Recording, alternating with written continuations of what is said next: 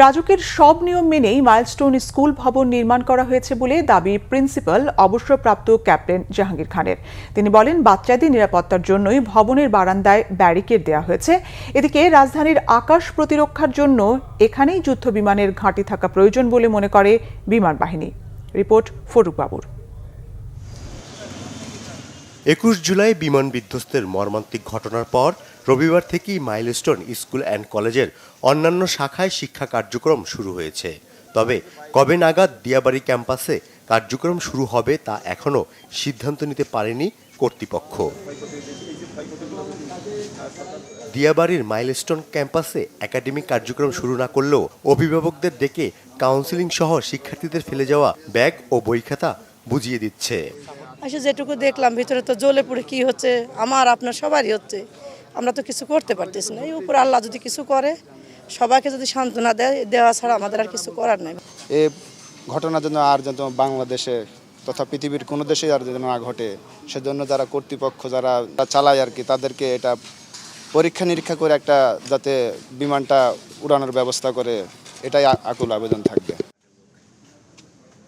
বিমান বিধ্বস্তের ঘটনা নিয়ে সামাজিক যোগাযোগ মাধ্যমে নানা ধরনের তথ্য ছড়িয়ে পড়ায় বিভ্রান্তি দূরসহ বিভিন্ন বিষয়ে ব্রিফিং করে বিমান বাহিনী।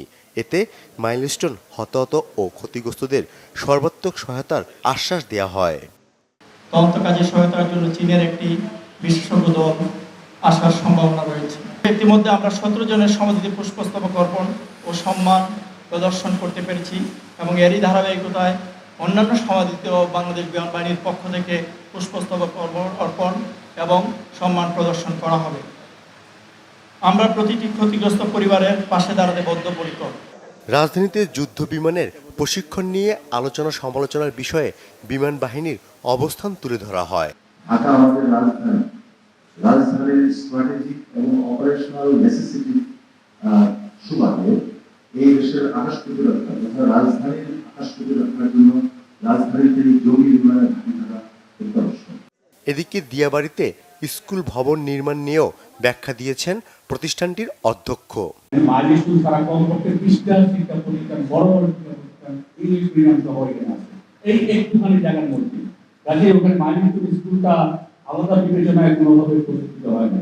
রাজু যদি কষ্ট করেন বা আপনাকে কোন ইঞ্জিনিয়ারিং করতে আমি জানি না, আর সমস্ত ওইটার ভিতরে যত রকমের শুধুমাত্র তিন সেন্টার রাজুর অনুমোদন লাগে না, আর সমস্ত কিছু রাজুকের যথাযথ নিয়ম মেনে করা হয়। বেবিজকের হাইট বিবেচনা নিয়ে করা হয়েছে।